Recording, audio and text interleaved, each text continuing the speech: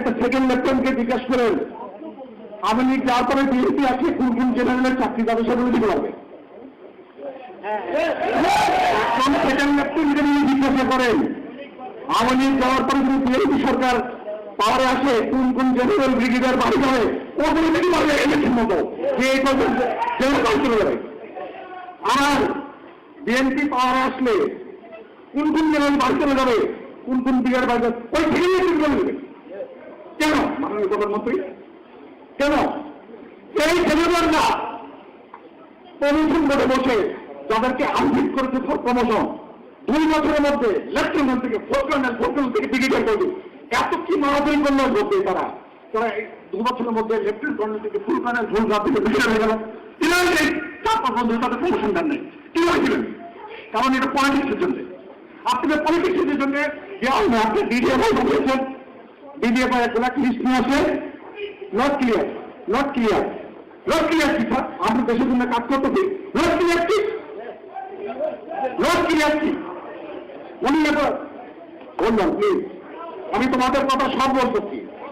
মাননীয় প্রধানমন্ত্রী ডিডিএফআই প্রধান এক লিস্ট দিয়ে যান সেখানে মাননীয় সেনাপ্রধান এবং আমাদের বিজ্ঞ যারা জেনারেল থাকেন কি বল কিছু করার নাই দিদি প্রধান যা বলেন যে এই কয়টা নাম নট ক্লিয়ার। যদি নট সিকিউরিটি ক্লিয়ার হয় এই সরকার আমলে বা বিএনপি সরকারের আমলে তাহলে আমাদের চাকরিতে রেখে কি চাকরিতে লেগে লাভ কি?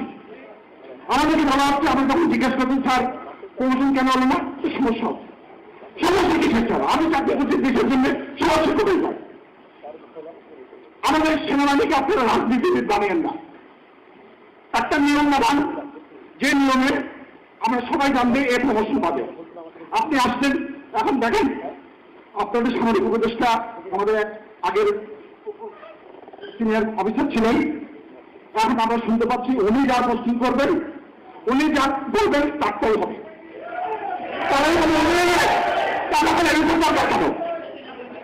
ভাই দাঁড়াও বলতে দাও হলে পারে উনাকে এমএল বানাই দেন সামরিক উপদেষ্টা তো দরকার নেই উনাকে আবার চাকরিতে ঢোকা এমএল বানাই দেন। উনি যদি বলেন অমন জেনারেল ওখানে যাবে অমন জেনারেল ওখানে যাবে অমন ব্রিগেডিয়ার ওখানে যাবে যে লেফটেন্যান্ট আমার একটা প্রশ্ন যে লেফটেন্যান্টকে এই জেনারেলরা প্রমোশন দেন নাই আমাদের সিনিয়ররা যে কারণেই হোক আপনি আসার সাথে সাথে 15 দিনের মধ্যে আপনার রেজিমেন্টের ডেপুটি কমান্ডেন্ট করা হলো কেন? আমার প্রশ্ন দেন পিডিআর রেজিমেন্টে উনি ডেপুটি কমান্ডেন্ট হয়ে গেলেন কিন্তু গত 5 বছর ধরে জানি উনি আমাদের পিডিআরে ছিলেন বাইরে ছিলেন বিকজ তোনার বলে আওয়ামী লীগের গন্ধ ছিল বিএনপি আমলে হয় নাই। এই আওয়ামী লীগের গন্ধ বিএনপির গন্ধ সেনাবাহিনীর মধ্যে থাকবে কেন থাকবে আমরা ট্রেনিং করি যে হলো আমাদের সিনিয়ররা দেখবে যে সে প্রমোশন পাবে সিনিয়রকে যখন জিজ্ঞেস করি স্যার আমার কি অত প্রমোশন হয়নি দেখো এটা তো বুঝাই তো কেউ এমনি হয়ে যাবে কেউ হবে নিজের যোগ্যতা বলে কেউ হবে পলিটিশিয়ানদের নির্দেশে আমাদের প্রমোশন হবে কেন আপনি আমাদের সাথে এখন ইলেকট্রিক উত্তর দেন। কারণ উনি হচ্ছে শেখ রহমান দাও আওয়ামী লীগ পন্থী ওই জন্য আমার চাকরি চলে গেল। স্যার তো কোনো চেয়ারম্যান নেই আমাদের সাথে ওখান থেকে শুনলাম স্যারের চাকরি নাই কিন্তু মাননীয় প্রধান আমার প্রশ্ন কেন হবে আপনারা কি আমাদের সেনাবাহিনীকে ইনিশিয়েশন করে ফেলছেন আওয়ামী লীগ আর বিএনপি? আমি মাননীয় প্রধানমন্ত্রী এর জন্য চাকরি করেছি বিজেপিতে চাকরি করেছি অফিসারদের ক্লিয়ারেন্স করা হতো কি অফিসারের মামাতো ভাইয়ের চাচাতো বোনের ছেলে বিএনপি করে সেজন্য অফিসার নট ক্লিয়ার ওই সাথে অফিসারের কি সম্ভব? যখন বিএনপি পাওয়া থাকে তখন আমার ওই অফিসারই সিকিউরিটি ক্লিয়ার তখন আমার আছে আর এক অফিসার তার শ্বশুরের বোনের ভাই আওয়ামী লীগ করে সেই জন্য নট সিকিউরিটি ক্লিয়ার। এটা কেমন কথা মাননীয় প্রধানমন্ত্রী?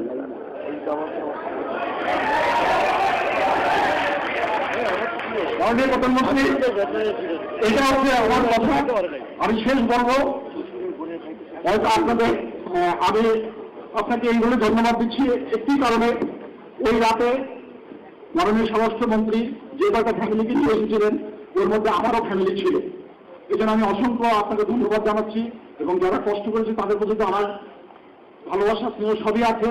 এর পরবর্তীতে মাননীয় প্রধানমন্ত্রী আপনার 3 জন সংসদ সদস্য তাদের জীবনে ঝুঁকি নিয়ে ভেতরে গিয়েছিল, তার মধ্যে সর্বপ্রথম তিনি ভেতরে গিয়েছিলেন। একটু বলতে দাও, তিনি যে কাজ করেছেন তাকে বলতে হবে। এই জন্য আমি ভেতরে ছিলাম। এমপি গোলাম রেজাল উনি ভেতরে গিয়েছিলেন। ভেতরে যাওয়ার পরে উনি আমাদের নাম নিয়ে ওনাদের সাথে নেগোসিয়েশন করে ফার্স্ট 10 জন অফিসারকে বের করেছেন। সেই গ্রুপে আমি ছিলাম, যেহেতু আমি পরে অ্যারেস্ট হয়ে কোটাঘাটে এসেছিলাম, বাট আমি বেরোনোর সময় ওই গ্রুপের সাথে বেরিয়েছিলাম। ওনারা তখন সাহসী, এবং গেটে যখন আসি তখন আবার বলেছিল, আপনি যেটা বলেছিলেন আপনার বক্তব্যে, যে আবার আসতে দিচ্ছিল না, বলছিল সেনাবাহিনী অফিসারকে যেতে দেওয়া হবে না, কারণ সেনাবাহিনীরা একদম উদ্ধার করে যায় নাই। কিন্তু তখন ওনারা আবার যেগুলো ঝুঁকি নিয়ে আবার হলো জোর করেই দরজার বাইরে আমাদেরকে গিয়েছিলেন। ওখানে আবার তারা 4 রাউন্ড ফায়ার ওপেন করেছিল, আমরা আবার পরে তলে গিয়েছিলাম, তারপরে আর তারা ফায়ার করেনি। আমি তাদেরও ধন্যবাদ দিচ্ছি। এবং আমি তোমাদের অফিসার উদ্দেশ্য বলছি, ওই সময় এমপি গোলাম রেজা আমাকে বলেছিল, দেশের বৃহত্তর স্বার্থে জামান সাহেব আপনি একমাত্র ব্যক্তি যে সামনে ছিলেন, অতএব আপনি বেরিয়ে এসে মিডিয়াকে ফেস করেন না, কারণ আপনার একটা কথাতে হয়তো অনেক কিছু হয়ে যেতে পারে, কারণ ভেতরে এখনো অনেক অফিসার, অনেক ফ্যামিলি আছে। এই কারণে আপনি মিডিয়াকে এমন কিছু বলেন না যাতে করে আবার ঘটনাটা আবার অন্যদিকে মন নেয়। এটা উনি, আমি মনে নিচ্ছি, পজিটিভ ওয়েতেই বলেছিলেন। কারণ হচ্ছে তখন আমাদের অনেক অফিসার এবং ফ্যামিলি ভেতরে ছিল, সবাইকে তখন বের হয় নাই। মাননীয় প্রধানমন্ত্রী, আমি অনেক বলেছি, যদি আমি অন্যায় কিছু বলে থাকি আমাকে ক্ষমা সুন্দর থেকে আপনার ছিলেন মনে করে মাফ করে দিয়ে, বাট আমি যে কথা বলেছি সবাই কথা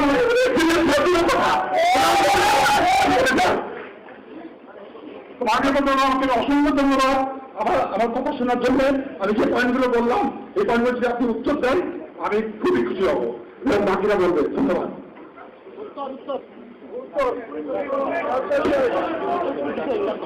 মাননীয় প্রধানমন্ত্রী, আমি লেফটেন্যান্ট কর্নেল শাহিদ। মাননীয় প্রধানমন্ত্রী, আমি আমার পয়েন্ট বলার আগে সোফার আমরা অনেকগুলি প্রশ্ন শুনেছি, আমাদের যে আগের বক্তারা অনেক প্রশ্ন করেছেন। এই প্রশ্নের উত্তর শোনার পরে আমি আমার প্রশ্ন করব। আমি বাকি সকল অফিসারদেরকে বলছি, প্লিজ আপনার ধৈর্য ধরে অপেক্ষা করুন। পয়েন্ট বললেই খালি পয়েন্ট হয় না, কথার মধ্যে কিন্তু অনেক প্রশ্ন করা হয়েছে। সো আমাদেরকে ওই প্রশ্নের উত্তর পেতে দেন মাননীয় প্রধানমন্ত্রী। একটা কথা হচ্ছে যে সেনাবাহিনী ডিপ্লয়ের ব্যাপারে এটা যে ডিপ্লয় করা হয়নি এটা কিন্তু ঠিক না। ঘটনা যখনই খবর পাওয়া গেছে সঙ্গে সঙ্গে আমাকে আমার সামরিক উপদেষ্টা ফোন করে জানালো যে এই অবস্থা, তাকে আর্মি কল করা হচ্ছে। আমি মহিলার সাথে কথা বললাম, ফোন করলে আমরা যে ইমিডিয়েটলি সেনাবাহিনী পাঠাও। সঙ্গে সঙ্গে আমি কথাও বললাম যে সেনাবাহিনী আসতে কত সময় লাগবে, যদি বেশি সময় লাগে তাহলে ইমিডিয়েটলি বিমান বাহিনীকে বলে হেলিকপ্টার উড়ান, যাতে ওরা ভয় পায় এবং আর কোনো অঘটন না ঘটায়। কাজে আমরা যে শুধু রাজনৈতিকভাবে করছি কথাটা কিন্তু ঠিক না, আর একক রাজনৈতিকভাবে হয় না। এখানে একটা ঘটনা ঘটে যাচ্ছে সামরিক বাহিনীর সংসারে, এবং সেখানে সেনাবাহিনী পৌঁছতেও তো সময় লেগেছে, প্রায় 12টার দিকে, 12টা দিকে কিন্তু ওখানে পৌঁছায়। এবং সেনাবাহিনীর বিজয়ের গুলিতে কিন্তু একটা সৈনিক মারাও যায়, এটাও আপনাদের জানা উচিত। 2 জন আহত হয়, একজনের মাথায় গুলি, এখনো খুব খারাপ অবস্থা। যদি সেনাবাহিনী উদ্ধারে যায় নাই এ কথা কিন্তু ঠিক না। আপনাদের উদ্ধার করতে যে একজন মারাও গেছে, এটাও আপনাদের মনে রাখবেন।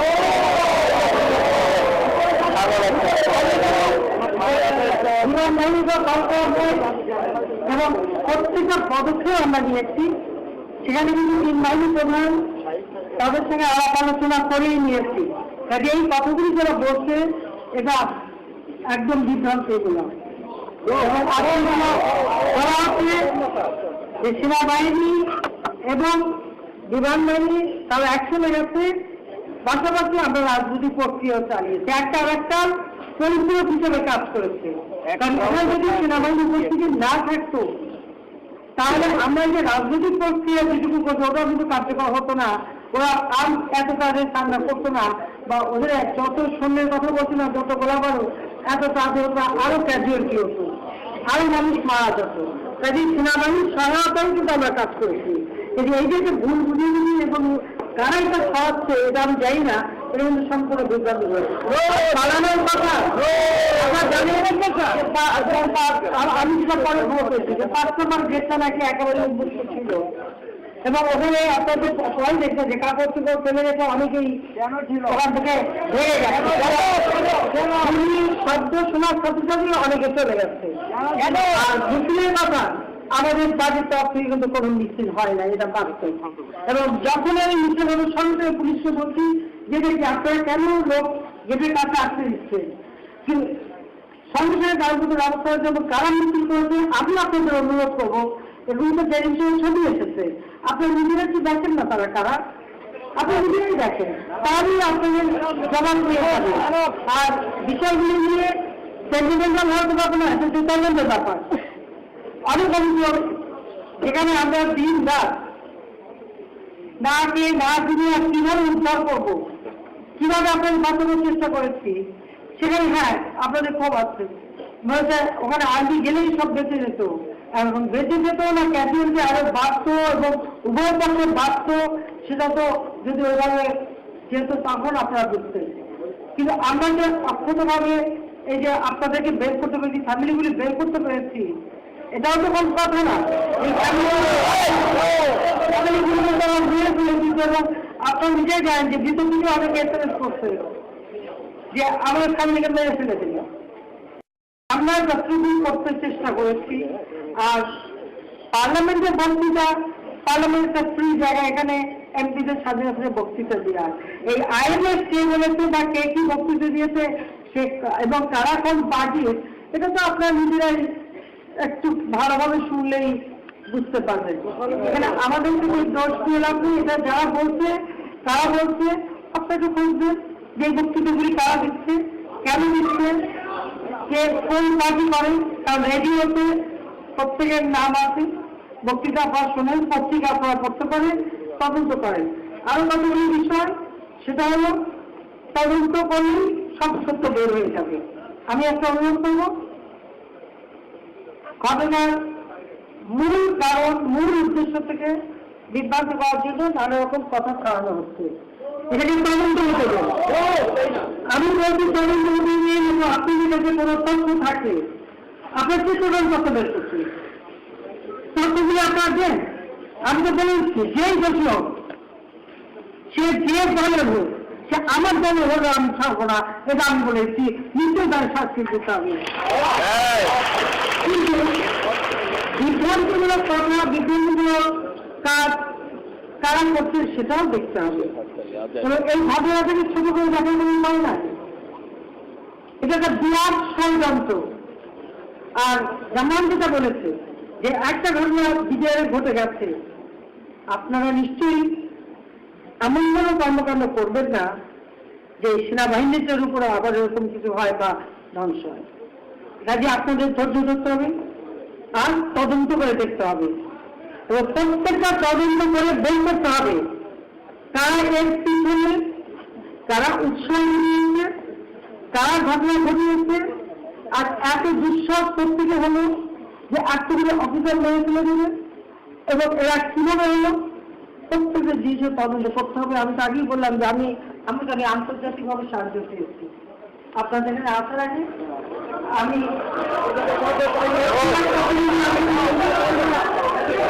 দেখবেন না, আন্তর্জাতিকভাবেও আমি সহযোগিতা নিয়ে এটা অবশ্যই তদন্ত করে জঘন্য ঘটনার যাতে বিচার হয় আমরা সে ব্যবস্থা করবো। কিন্তু এখানে আপনাদের সহযোগিতা লাগবে, আপনাদের কাছে সঠিক তথ্য থাকলে এই একটা বলে দেবো, একটা বলে দেবো, যদি উত্তেজিত হলে চলবে না। সঠিক তথ্য বের করার জন্য প্রত্যেককে তার সময় আত্মীয় স্বজন আছে, পরিচিতি আছে, আপনারা ধর্মের সাহায্য করেন না, ততগুলি আমরা দেখেন আমরা ব্যবস্থা করবো, অবশ্যই করবো। আর দেশ থেকে বলবে বলেন প্রধানমন্ত্রী, আমরা অনেক আমরা প্লিজ অফিসে আমরা একটু ঠান্ডা মাথায় আসি। আমরা অনেক বলছি, অনেক পয়েন্ট আমাদের আসবে। আমি এখন পয়েন্টে আসছি প্রধানমন্ত্রী।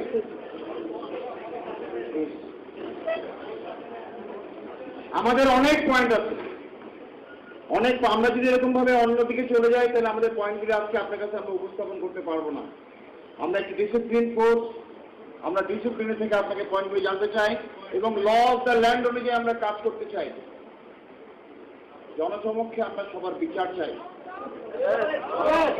সবাইকে খুঁজতে হবে। আর্মি আন্ডারে 3 বাহিনী, র্যাব, পুলিশ সবাইকে নিয়ে বিভিন্ন জায়গায় ছড়িয়ে ছিটিয়ে গিয়ে অপারেশন রেবেল হান্ট করে সমস্ত দুষ্কৃতিকারীদেরকে খুঁজে বের করে জনসমক্ষে শাস্তি দিতে হবে। মাননীয় প্রধানমন্ত্রী,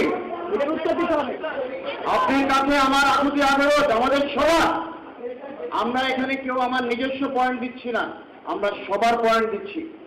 আপনি আজকে এখান থেকে আদেশ দিয়ে দেন যে অপারেশন রেবেল হান্ট শুরু হোক। আমরা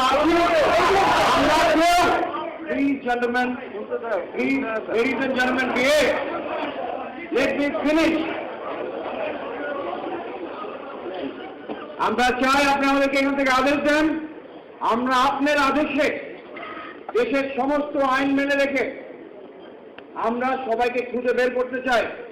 দোষী সে বিডিআর এর সদস্য হোক, বিডিআর বাহিরের কেউ হোক, তাদেরকে বেশ করে রাজনীতিবিদ হোক, যে দলেরই হোক না কেন, সবাইকে খুঁজে বের করতে চাই এবং এক এক করে এমন ভাবে আমরা এই অপারেশনটা করতে চাই যাতে দেশের ইতিহাসে ভবিষ্যতে কেউ কোনোদিন যেন সাহস না করে যে আমরা তীব্র ঘোষণা করব।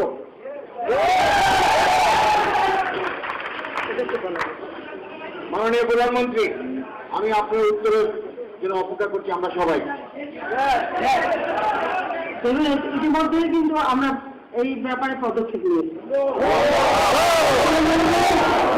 মাননীয় প্রধানমন্ত্রী, আমাদের অফিসারদের আপনার কাছে একটাই আরো যে আমরা আজকে আপনার কাছ থেকে এখান থেকে এক্সপ্লিসিট অর্ডার চাচ্ছি না।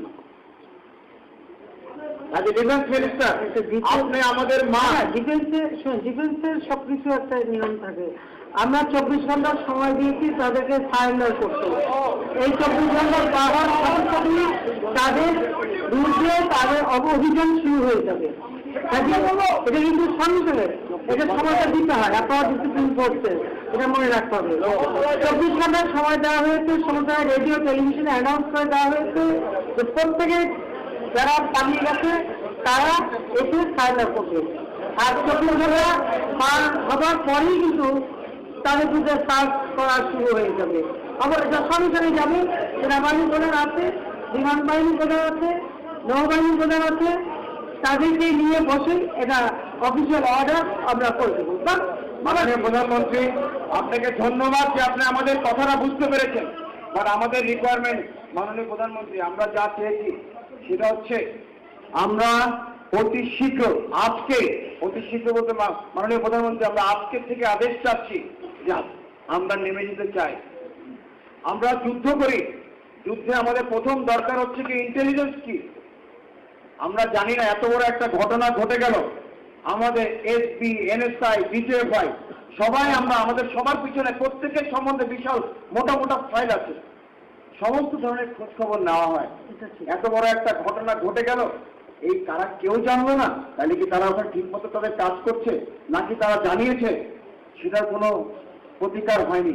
মাননীয় প্রধানমন্ত্রী, আপনার কাছে আমাদের আরজ, যদি বলে থাকে তাহলে কেন কাজ হয়নি, আর যদি বলে না থাকে তাহলে তাদেরকে দায়ী করে বেশি করা হোক। একই সাথে